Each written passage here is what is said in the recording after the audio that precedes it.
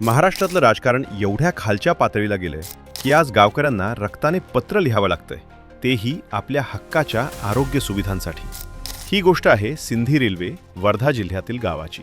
लोकसंख्या जवळपास 25 ते 30,000 आणि गावात फक्त एक प्राथमिक आरोग्य केंद्र.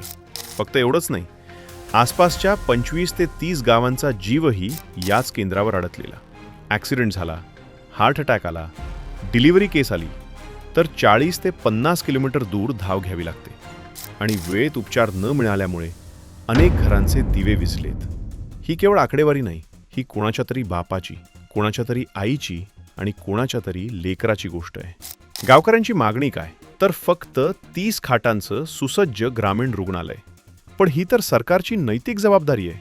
पण जेव्हा नैतिकता झोपते तेव्हा जनता रक्त सांडून तिला जागं करते.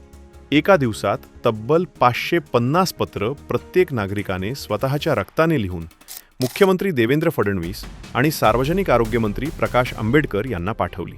पण एकच प्रश्न आहे त्यांच्याकडे, हे वाचायला वेळ आहे का? मुख्यमंत्री AI समिटमध्ये विरोधी पक्षांवर टीका करण्यात बिझी आहेत. एकीकडे आपण डिजिटल इंडिया, AI इंडियाच्या गप्पा मारतोय, पण दुसरीकडे खऱ्या भारतात लोक अजूनही मूलभूत आरोग्य सुविधांच्या प्रतीक्षेत आहेत. नरेंद्र मोदी यांच्या विकासाच्या घोषणा ऐकताना टाळ्या वाजवणं सोपं आहे, पण महाराष्ट्रातील वास्तवाकडे बघणं कठीण आहे का? विकास फक्त स्टेजवरच्या भाषणात नसतो.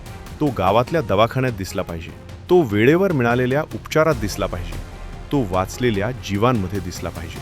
रक्ताने लिहिलेली ही पत्र फक्त कागदावरची अक्षरं नाहीत, ती व्यवस्थेच्या तोंडावरची चपराक आहेत. तुम्हाला काय वाटतं? रक्ताने लिहिलेलं आंदोलन सरकारला जागं करेल का? कमेंट करून नक्की सांगा.